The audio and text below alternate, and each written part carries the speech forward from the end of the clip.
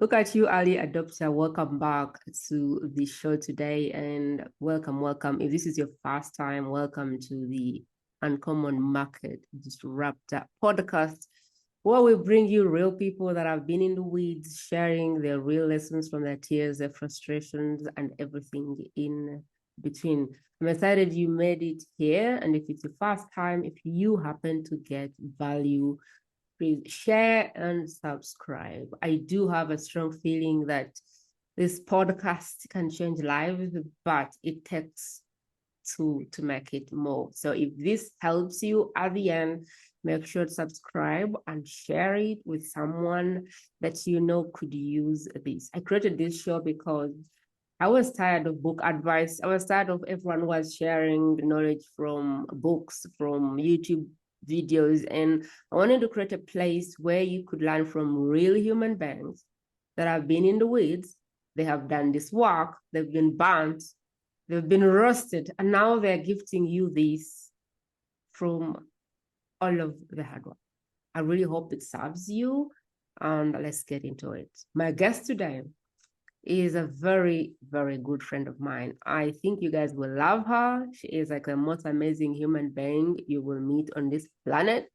My guest is Christine Chadwick. Now, if you've ever thought about starting a podcast and you have never qualified yourself to like start, if you've ever thought about growing your podcast, if you've ever thought about monetizing your podcast, but like you don't have time, you just know you have too much on your plate, and you're looking for the most dedicated human to take this off your plate and get your voice in the world, you're in the right place today. You're here for a treat, my friend, and you will leave this place ready to go and get your podcast in the world.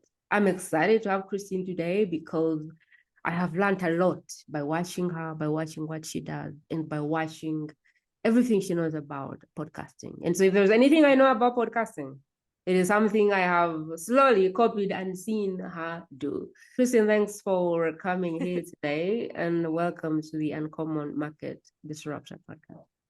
Oh, Prima, what an introduction. I am so honored by you, and I love just how podcasting can bring people from all over the world together. And it has been a pleasure to get to know you and have you on my show and to get to know you even better. I'm so honored to be here on your podcast. Amazing. The first podcast I was ever on was Christine. And so she's the kind of person who is very patient, who is very considerate, and who just takes you where you're at. I was on her show. It was my first show, and she didn't complain. And I know I messed up all things, but she was like, oh, it was amazing. And she promoted it. And I kept thinking, yeah, I could have done better there. And I could have been more calmer there. And I could have spoken less there. But nevertheless, she's an amazing, amazing human.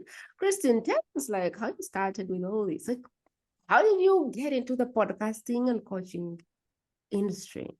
If you could take us a little bit back. Yeah. So I never planned on being in the podcasting world. And it really was a friend who saw something in me as more of a role in a producer in a podcast. And he and his wife invited me onto their show or to help start their show. They went from radio, they're a very well-known family, and they wanted to talk more freely and openly, and the radio has constraints. So this was back in 2016. And so they invited me to partner with them to help grow this grassroots podcast called Rebel Parenting. And I had zero experience in any kind of radio or podcasting. But it was so exciting. And my friends totally knew that I would love and fall in love with the process of podcasting and championing them in their message and their story and connecting people. And through those 4 years, I really had the experience of being able to practice behind the mic in a safe space with one of my best friends. We shared a mom segment together. and started slow behind the mic. I went from producer to a co-host, and then eventually we ended up parting ways, and I started my own podcast in 2020 and continued to grow a podcast business for management of other podcasters. So that was kind of the start of that. But the coaching side came in 2020 when I was like, you know what? We're all online anyway. I would love to become a life coach. And so I entered into an online program with a school out in California.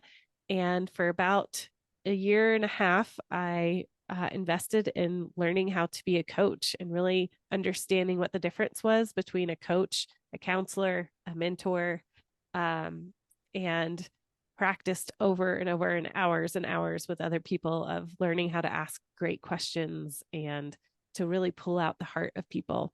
So this is literally in the weeds type of, I became a podcaster because I'm in the weeds and I have just done it. And it's the reps that we're looking at, the calmness, the confidence, the composure. My friend, don't be deceived. It's the years, 7 years behind the mic. That is why she's calm, composed, and all of those things you're seeing there. 7 years of being behind this mic, in the weeds, doing the things. So what are some of the things that you wish you knew starting out as a podcaster? Oh, goodness. This is a great question, and one that has helped me create a framework to help my people. So when I first started as my own podcast host and created my own podcast, I really had very little clue of really where I wanted to hone in and who I wanted to serve. I definitely had the mentality of, well, I just want to talk to everyone and talk about everything. And for a long time, that was kind of my MO. And I realized, oh, I'm not getting any traction by not being specific. And so the further along I got, the more clear I could see what and who I was speaking to. And even more so that was my first podcast, which was really a faith-based, like spiritual formation type of podcast. And like I said, I was in the process of getting my coaching certification, and yet all of these podcasters in 2020 were asking all these questions of like, well, how do you start a podcast? And well, what kind of mic do you use? How do you know that you're going to have enough content? And all of these questions that I had to answer on my own, not only for my own podcast, but for my friends' podcasts. I realized that you really got to define who your person is. And so I started my second one because why not be the guinea pig for, okay, we're going to try this again for a very specific genre, for a very specific person. And so that's when I started podcast coaching for Kingdom Entrepreneurs, which is very specific. And I know there's a lot of people that hesitate getting really specific. However, I love what we're in a group together where the leader, his name is Rory Vaden. He says, when we get real focused, like a stream of water, if you think of washing dishes, it just kind of goes over the plate. But if you get really, really streamlined, that water can cut through glass. Like it can be powerful enough to cut through glass. And so that's essentially what I ended up doing with my second podcast, podcast coaching, where I knew exactly who I was going to be talking to. I knew it was women who were ready to share their story. They were hungry, and they wanted to really walk in kingdom principles. Not that I don't help podcasters that are not in that genre, but in my podcast specifically, that is who I'm talking to. So that was really cool to watch that really take off, because I was very clear. And then also being able to bring that to the podcasters that were wanting to launch and say, okay, this is what we're going to sit down and do. We're going to actually name your person and talk about not just the demographics of people, but also what are those things that they're thinking, the psychographics of your coaching clients, of your listeners, of your people that are in ministry and they want to, invest in your nonprofit or whatever. And so really getting clear on who it is that they are talking about and making sure that you're actually creating episodes that hit those pain points. Because we can do all this work on who we're talking to and then be like, okay, now I'm going to record my own podcast and talk about what I want to talk about. But if you're not hitting the pain points, then you're kind of missing the whole point of defining who you're talking to. I really want to get deep a little bit more into that because I feel like it's not easy to pick the person because I personally suffered with this. I was like, yeah, but a coach is a coach. And people would be like, what's the kind of coach? What's the level of the coach you're talking to? Are they a business coach or are they a life coach? And I'm like, oops, like, I don't know. It's a coach and a coach. Like, no, what is a coach and what do they want? Do they want more clients or do they want to start or do they want to scale? Or what's their problem? Do they want to build a brand or do they want to just become a better coach or do they want to make money? And I was like, hold on, like, are those all things in the picture? Because I started to speak and I was like, coaches. And people, I think, were like, yeah, like who's a coach? Like, what coach? What do you do? And I realized people were not coming to me. And I was like, why? And then every time I would get to coaching, I would start to have those questions like, yeah, like, what are you trying to do for them? Make money, streamline their messaging, build a brand, get leads, scale. There's so many things a coach is thinking about. So what is your advice to like someone who is still in that mentality of my work is for everyone? And that could be right. Your work could be for everyone, but it's not gonna cut through the wall. And I want Christine to talk more to this because I feel like I personally struggled with this, and no matter what people told me, I still struggle. How can someone give themselves permission to just know that it's okay to speak to a person and not people? Because that's the difference between the connection and the lack of it. Help me talk more about this because I feel like, especially my audience, they need to hear this because I'm speaking to someone who's experienced, they've been in the industry for some time, and they feel like they have a haven of knowledge to share. And they feel like a niche ties them down. They feel like an avatar ties them down. They feel like one offer ties them down. And they're like, man, I have a lot to share. And I'm like, yes, but like, let's start somewhere. Let's focus somewhere. Let's speak to someone first, break through this glass ceiling and widen up. But it is always the hardest thing for me to do because people feel like they are being inauthentic and they're leaving other people on the table. So help me. I want them to hear it from another person who is not me.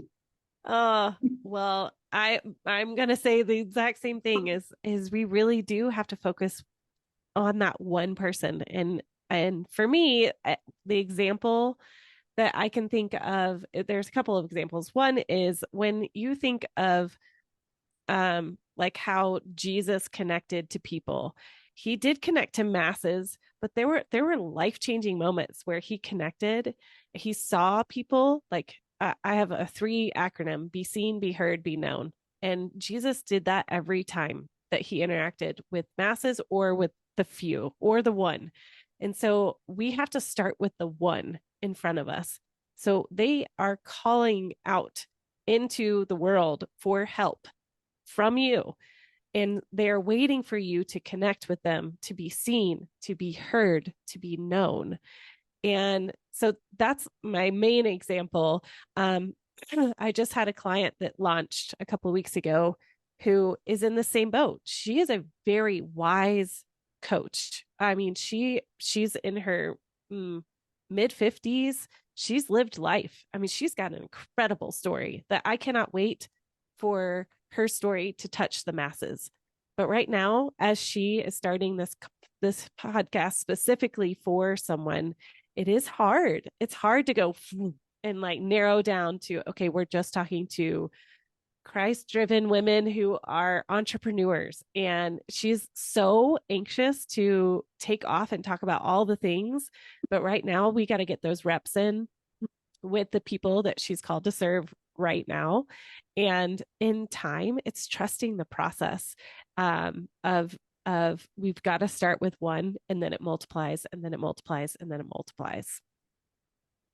I like it. Like, it's not like you're cutting off everyone. Start with one person. Like, who's gonna be the person you talk to this month, this year, this quarter? Choose one, Yeah. start, Yep. and begin to add on others as the traction comes. So I Mm-hmm. really wish that people could take the time, get someone, sit them on a chair, and go. Every time I say something, produce an episode, produce a content piece, I am speaking to that person. And if it won't serve them, it's not getting published. Mm-hmm. Get out of the So busy good. serving everyone to, I really want to serve this person 100%, 360. I Yeah. don't know. It's I sometimes it's harder until you do it and no one comes and you're like, okay, maybe it's not working. Yeah. Yeah. Well, and I was going to say too, like if somebody was really sitting in front of you, Mm. like, and they're like, say you're sitting in a restaurant and you've got one person sitting across the table from you, and then there's a whole room of people, it would be awkward for you to be like, let me tell you guys my story.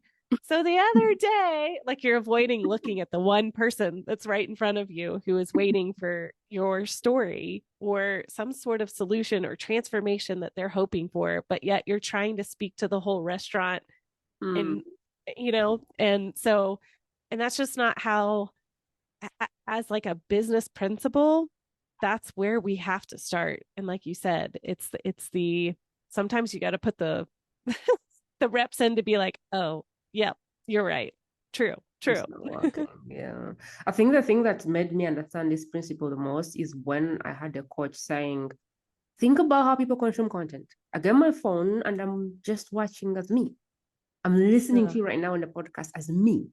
When Yeah. I watch TV, I am watching it as me. So when you begin to say, you people, you guys, my listeners, I feel like you're Mm-hmm. not speaking to me because I'm Yeah. consuming this in my bedroom as one person. And so So I good. would hope that the person on the other side is speaking to me. And what can Yeah. happen is if you don't get into that habit of speaking to that one person, you end up saying, thank you everyone for listening. No one Mm. is listening to the podcast as everyone. And I just feel like this is really, really important. And I wish that people give themselves permission to go like, okay, right now, today, right this moment, who is my message for right now? Who is my message Yes. for this month? Who is my message for next month? I Yeah. want to take you a little bit back and say, if I was at zero and I was having the opposite effect, imposter syndrome, I don't know enough, who's gonna listen? I'm not ready to do like release my first episode. I'm really at zero. What do I need to know to kind of feel ready to be a podcaster? Okay. Well, number one, I hear this question a lot of who am I to start a podcast? Mm. And how I respond to that is, yeah, who are you? Because we're all uniquely made. We all have stories. You have an amazing story, Prima. My story is amazing in its own right. A fellow podcaster that's listening right now, they have an amazing story. And when we can own that and not bring comparison or um, just really standing in, you have a unique factor and authenticity that needs to come to the table. So really understanding who you are is the best way to combat that imposter syndrome question of who am I is, yep, who am I? Who am I to start this podcast? I love walking podcasters through that process. Um, and then next, I would say more than anything, unless you are a rarity and you are like the achiever, I love to figure out all the things and dive in for hours and hours and hours on how to podcast. Partner with a podcast coach or a management company or podcast community in some place where you can have accountability. Number one, you can have resources to help you. Like we've all walked through this for many, many hours. Partner with somebody who has already walked through podcast launching or growing their podcast so that you don't have to put in the hours there. When you're called to be a coach, you want to keep that energy into finding clients, into speaking into your clients, into creating content. So that would be the other thing is definitely partner with somebody like this is their expertise. I know plenty of coaches, including myself, who this is what we do all day long is we research the latest podcasting trends or the latest equipment, the latest strategies. And that cuts out so many hours of legwork for you. And in turn, it really does save you money to invest upfront in having a podcast coach, producer, manager right off the bat. No more excuses. Ask a different question. Who are you not to start a podcast? Let's flip the question and go. Don't say, who am I to start a podcast? Start asking, who am I not to start a podcast? Why not you? No, why not right now? I think people are ready to start their podcasts. And so if you had any imposter syndrome, yeah, drop it. Christine is here and she will say, hand over the project. We will do it all.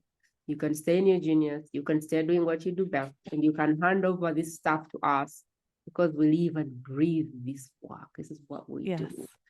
I like to ask about my busy coach. I have a lot going on. I have strategies that I'm using. I'm probably doing Facebook and doing email and doing all of this other stuff. How do I know podcast is going to be a good addition and not a distraction or another thing to just add to feel good about myself? How do you recommend going about that? Someone's already doing a million other things and now they have to do a podcast. Or is there a different way to think about it? Mm-hmm. Yeah. Yes. Oh, absolutely. Well, first of all, I strongly believe that every coach needs a podcast. And here's why. If you think about, we have such a fascination with human connection. So if you think of social media, we love to follow the people that we watch on movies, or we know in some sort of like, oh, I know them from the news station or from some recent TV show, and we get to see the inside scoop of their life, which goes for the same thing as a coach. So if you're shopping for a coach and you're like, I need a business coach, I need a business coach that helps me scale, and I don't understand why I'm not getting leads. Okay, well, I've heard of Prima. I would love to figure out if she's my jam. I want to see if I would resonate with how she coaches. So one of the very best ways that we can hear that and connect human to human, heart to heart, is to hear their voice, hear their tone, hear their personality come out behind a mic. We get the opportunity to be inside of their ears. And this will help people decide whether they want to move forward in connecting with you because you're showing up behind the mic as you. So that's the important part of really understanding what you bring to the table, because you want to make sure that comes across as, yeah, Prima, she's a BA. I mean, she got things done. She has an amazing story where she was like, I am not stopping until I provide for my family. And if y'all don't know her story, go listen to my podcast, which is an amazing story. And like that connects me to Prima, and it connects a listener to Prima to be like, you know what? I see the resilience and the intensity that she wants to help people. I would love to work with her because I know she's got tenacity, and I need a coach that has tenacity and will push me to go a little bit farther than I would in another area. Or it could be opposite, where you're like, well, I need somebody who's just kind of a soft-spoken, gentle leader, and maybe not going to push me right now because I just need somebody to hold space for where I'm at. So that is the importance of any coach having a podcast, because that is such an opportunity to be able to share who you are inside of the ears of your potential clients. I really love it. The podcast is going to allow you to show people what your lens of the world is. Yes. And so if you can show up and show people how you see the world, there's going to be someone who sees the world the way you see it. They love the lens that you have, because there's so many coaches out there, and you have a uniqueness of having a lens through which you see the world.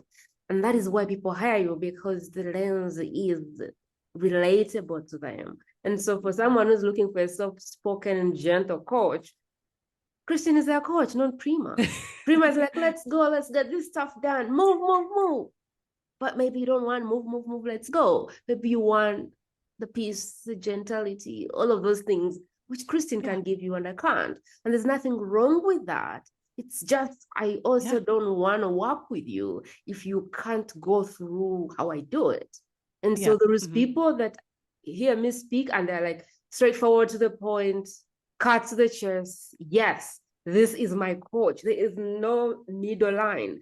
I want this coach. And there's people who look at Christine, listen to her, and they go, oh my God, this is what I want. The soft stuff, the gentle stuff. This thing is what I want. If you're not doing a podcast, you're really denying the world. You're robbing them of an opportunity to really like connect with you at their path and sell themselves on who you are. My next question to you is like, what do people get wrong about podcasting? Oh man. So the first thing that pops into my mind is probably counterintuitive to some other podcasters' opinions, but this is my opinion. So you take with what you want.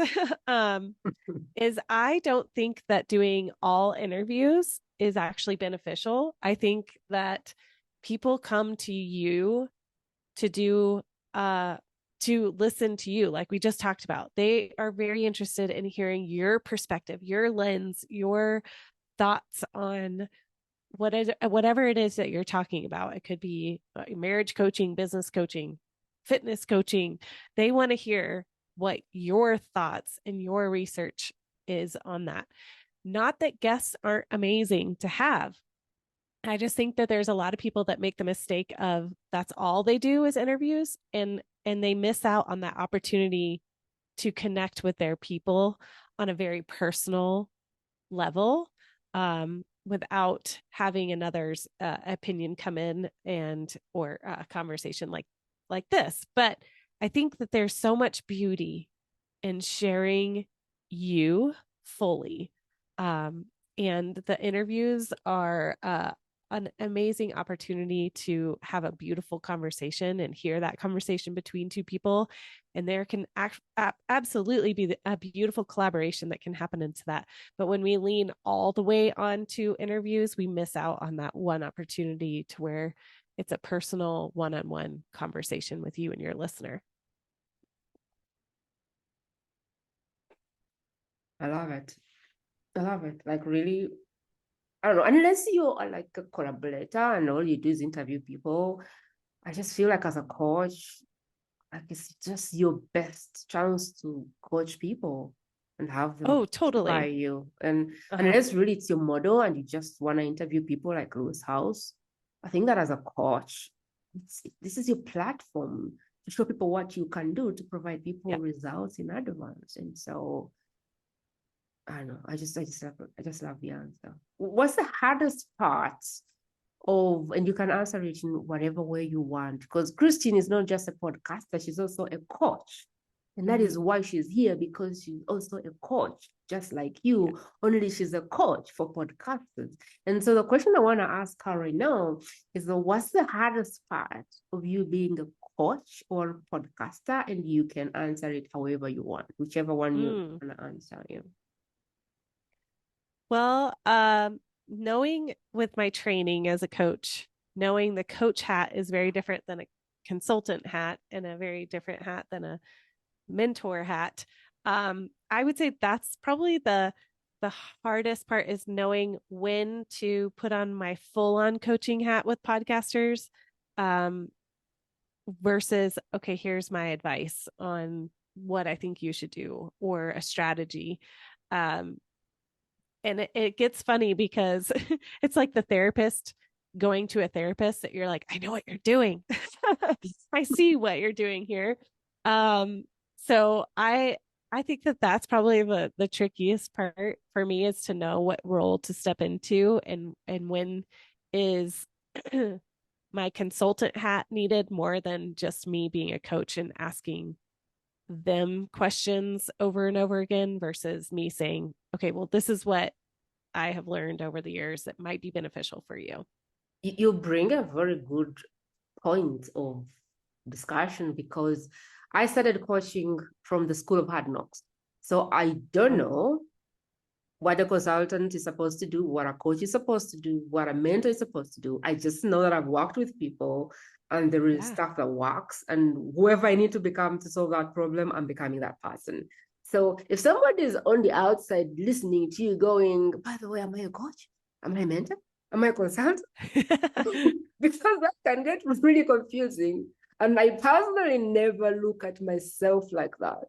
I just think to myself, like, who do I need to become to help this person move from here to here? And I'm not labeling that. And so I like that you have a different lens where you actually have like segments and you're wearing hats and changing them, because I don't have any hats. I just go and go, like, what does this person need to move from here to here? And what do we need to do? And I just go through that process.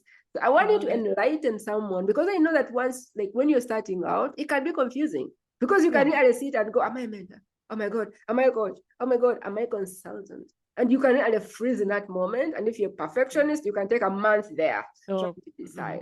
So I want you to help someone who's like early on right now and kind of break down for them like the difference, so they can kind of go, oh, okay, I'm a mentor. Oh, I'm a coach. Oh, I'm a consultant. Oh, I'm everything. Yes. Yeah. Help us there. Because even me now, I'm taking notes like, okay, when am I being this and when? Well, I love your approach of just that freedom of flow, which is, it's speaking to me of like, I totally do have that freedom. And that's probably an area where I can work on myself of like, I don't have to be so like clear cut in my clients interaction. But I'll go back to your question of really defining each one. So in the reason I ask this question, Christian, is because there's people that are very structured, and this can be a problem for them if they don't figure it out. And they are perfectionists and they just want to get it right. And so I want to give that person a chance to kind of go, oh, okay, that means I can do this as this person. Right. Not freeze and hold myself back and stay in my head for another month. Right. Yeah. And I remember my coaching teacher, him saying, don't miss where the conversation needs to go. And it sounds like you do a great job of that, but for the sake of following a model, a coaching model.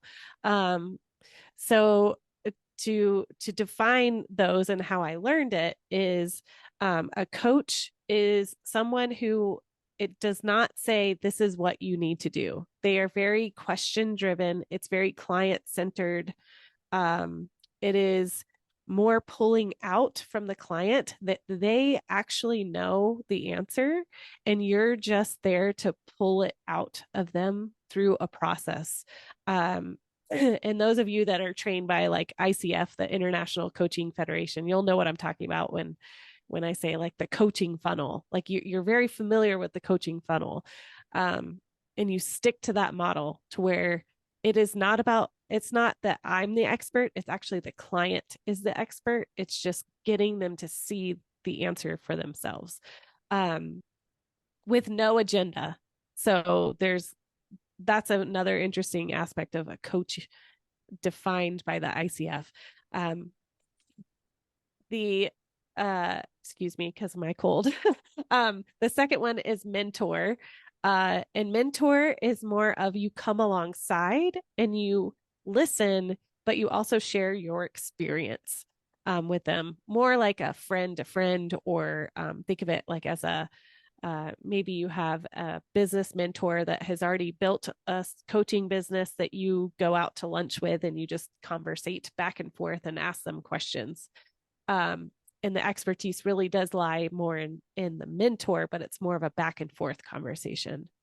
A consultant is more of you are getting paid for your expertise. So you already have strategies. You have like you, Prima, you see what needs to happen. And so you share your expertise in that way. And it's a professional, you've paid me to give you the answer of what I think needs to happen. So that's more of the consultant. They see what's happening. They get feedback from their client, and then they are the ones that provide more wisdom of what to do next.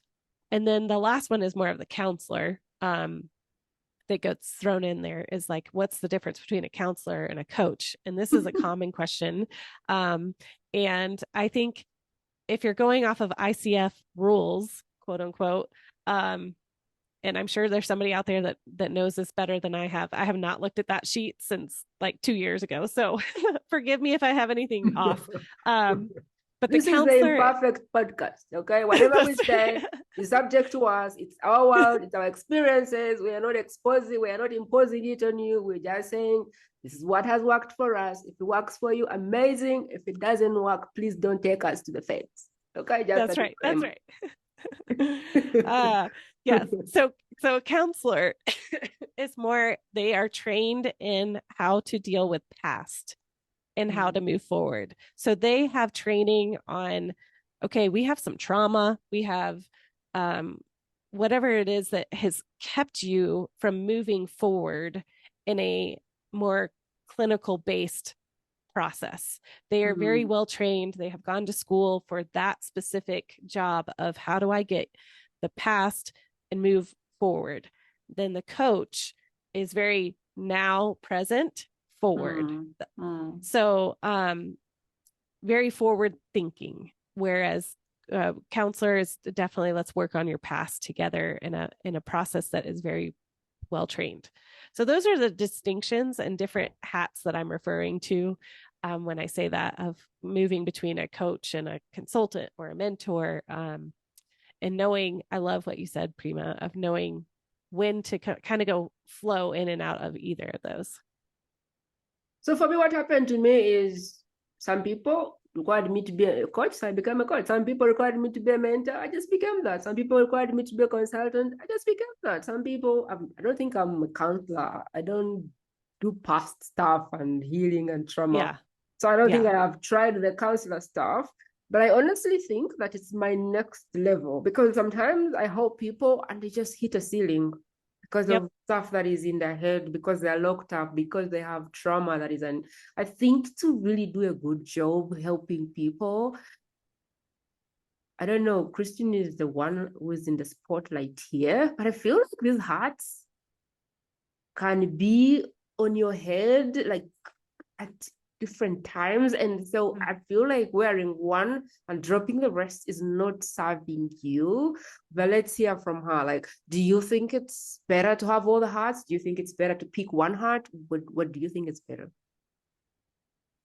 I think intuitively we'll know. I do see the big value in coaching, strictly coaching, and trying. It depends on the client. That would be my thought is, and again, this is just my opinion, of if you have a client that is really struggling to break through a ceiling, and I think there's so much value in leaving your coach hat on before you tell them what you think should happen, because it actually allows them to process it themselves and begin to trust their own thinking and processing when you have these skills to pull out and ask questions and dig deeper and tell me more. And what was that like for you? What do you think is stopping you from proceeding through this break or this ceiling or a breakthrough? When you get into a space of like allowing space for them to process versus just wanting to fix it for them, they're the ones that are going to walk away and say, you know what, that actually really helped me hear my own voice and to take a step, because I can trust that I walked through that myself and I wasn't told what to do. But there's also times where you really are stuck and you're like, please just tell me what am I doing that needs like focus or, but yeah, both are so valuable. And I think there's just knowing when to shift with what, is just an intuitive place to be. I like this conversation, Christine, because for me, I never thought about it in this way. And so I always hired coaches and got frustrated. Because by the time I come to you, trust me, I've sat and thought about the thing 10 times and I can't figure it out. And so when I come to you, I'm looking for one, your experience, two, what do you think I should do? And I think I need to look for a consultant and not a man and not a coach. And so what for me ends up happening is I hire coaches and I get frustrated because they keep asking me questions and I'm like, don't you know what I need to do? Yes. I want to like hear your experience and I want you to say, if I was the one, I would do this. I'm not interested in further questioning because if I can figure it out by asking myself, I will lead myself there. Like by the time I come to you, I have tried and tried and tried, and I'm like, okay, I've hit a ceiling, I need someone. And so when you start asking me again, I really get frustrated, and I didn't think of it like they're just coming from a place of being a coach and they probably don't know how to be a consultant. And so what I'm really picking is I think before you hire someone, you really kind of gotta be clear, like, what are you looking for? Are you looking for someone to tell you what to do? Are you looking for someone to just run your ideas by, who has experience that you want? Or are you looking for someone to help you dig into your own expertise? I really think it helps because I don't know that I've labeled myself either. I think I'm a coach and consultant, but really depending on the person in front of me, I kind of switch quickly to like, this person needs me to tell them what to do versus this person knows what to do, but they need to be led versus this person just wants to know what I would do. But that has come after like thousands and thousands of hours. And so if you're starting out and just stuck in this bracket, I think this will help you. Are you looking for a mentor, a consultant, or a counselor? And as you help your clients, are you more of the other than one, or could you now like intentionally now start thinking, how do I become more of a mentor to this person, more of a coach to this person, more of a consultant to this person based on who is in front of you? I really don't know that one hat is necessarily what people need. I just feel like you probably are better off getting all of the skills and knowing when to switch like Christine does. Yes. I'm just someone who moves in the flow. And so if I have to think about the hats, I probably wouldn't do it. But if you're structured, I think it really helps to know what hat you're wearing at that time. Yeah. I really think it's a powerful one that you helped me even like really think through. Now I really have to start thinking through it because this person wants me to be what? A coach? Okay. Yeah. A mentor? Okay. Consultant? Yeah. And it makes me think of, so in my podcasting business, I definitely wear all those different hats in different capacities. So we have a podcast membership where there are 3 times a month where there is group coaching, there's an expertise teaching, and there's times for me to just purely just teach as an expert, to wear the consultant hat or the mentor hat. And I think with anybody who has a coaching business, and maybe you have a podcast and you have a membership, like thinking about how your roles switch. And where I really see the switch happening is a group dynamic versus a one-on-one. And I get to really meet with somebody and hear where they're at. Like say they're stuck in moving forward with being consistent in their podcast. Like they really have struggled with sticking to the schedule. So that's an opportunity for me as a podcast coach to be like, hey, what's going on here? Like, let's try to figure out what are some of those mindset things that are preventing us from following through with ourselves. Where we'll follow through with meeting with somebody else, but we're not following through on actually recording our own podcast. That let's uncover that mindset issue going on. And so that's a beautiful place to move into the coach role versus if we're in a group and we're talking about, okay, what's the best strategy that we're using in social media right now to promote our podcast? Okay. Here's what my thoughts are. And I would love to hear from you guys. What's working for you? It's just shifting, like you said, that flow of what do people need. And then of course, like leading people through a launch strategy of a podcast, I for sure am going to be saying, this is what the like proper way, if you want to successfully launch a podcast well and have a plan, this is how we're going to do it.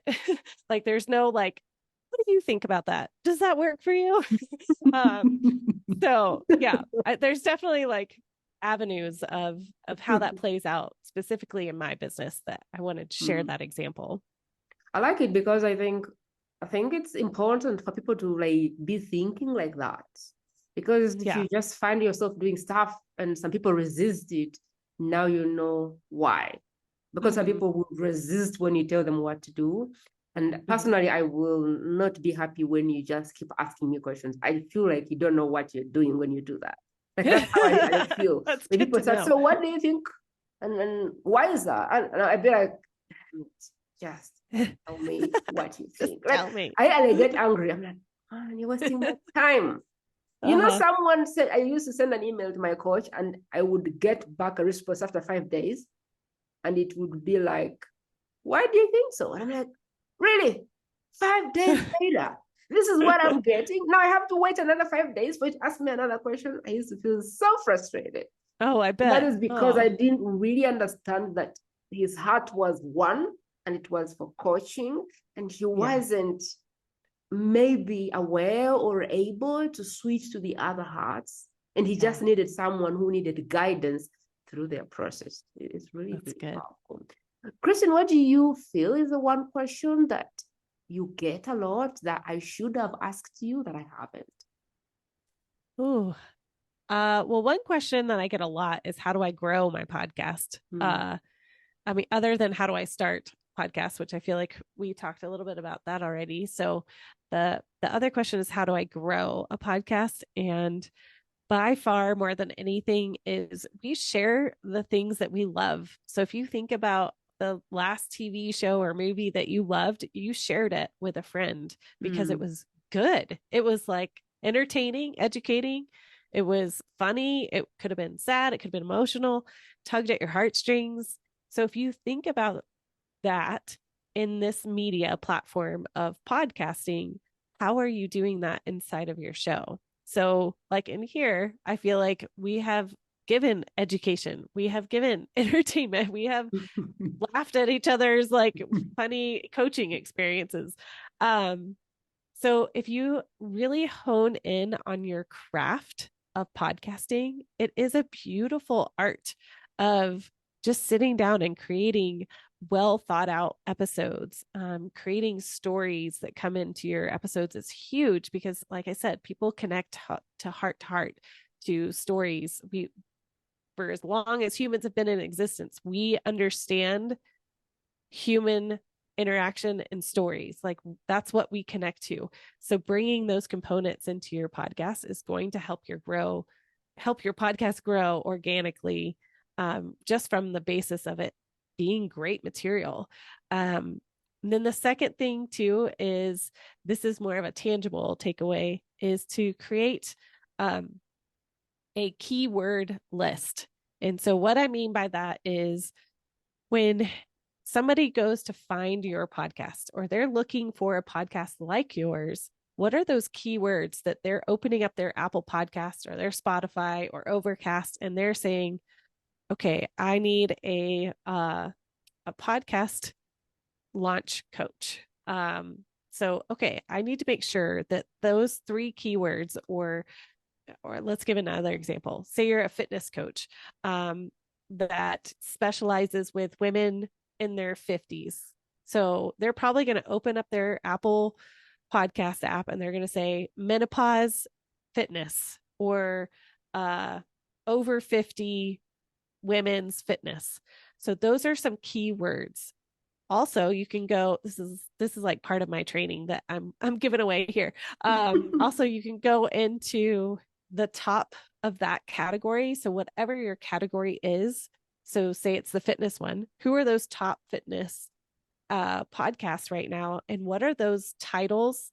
What are those keywords in the titles that are in the top shows right now? What are they talking about? Is it sleep? Is it strategy? Is it tips? Like those kind of words that you're like, oh, interesting. There's a lot of podcasters in the fitness space that are in the top category talking about sleep, tips, strategies, like those words. And then you can put those inside of either your title of your episode or put it as an extension to your podcast. So it could be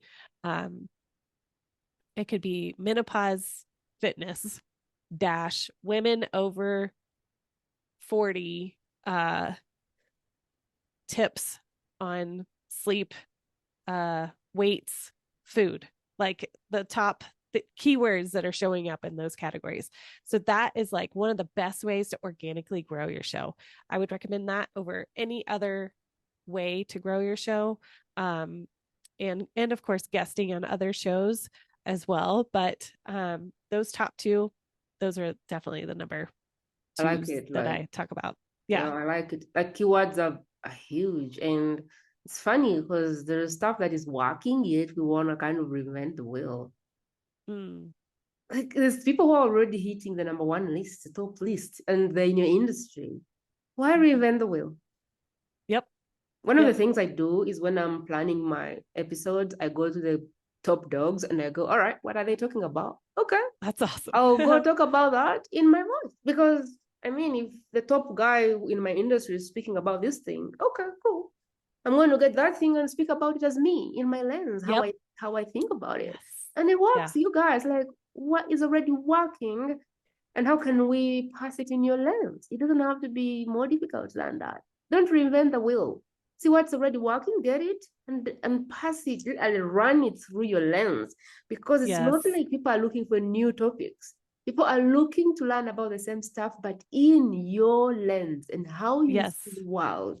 I think that's really powerful, Christian. Christian, what's the question I should ask the next guest? Oh, that's a good one. Uh, oh man.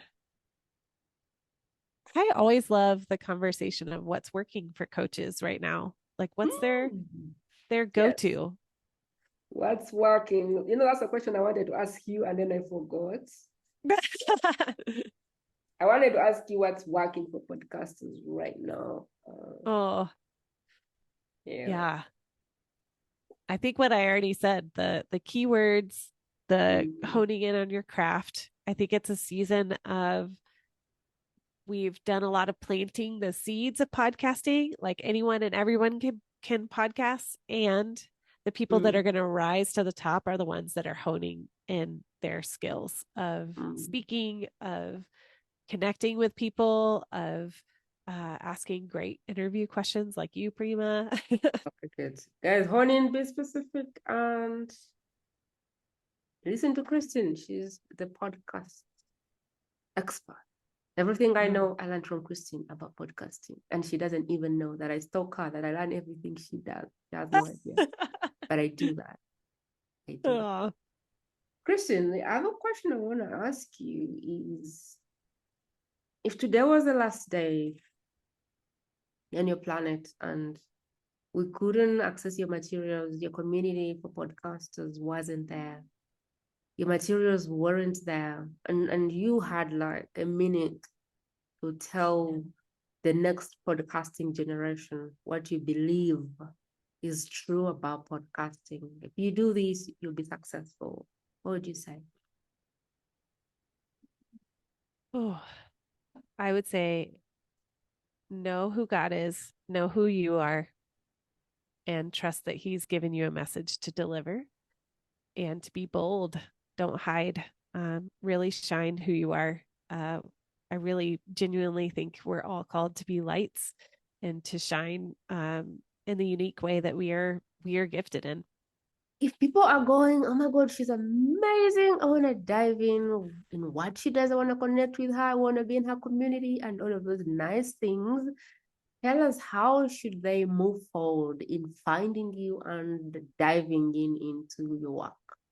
Oh, so you can go to podcast coaching for kingdom entrepreneurs.com and you're going to find my podcast there.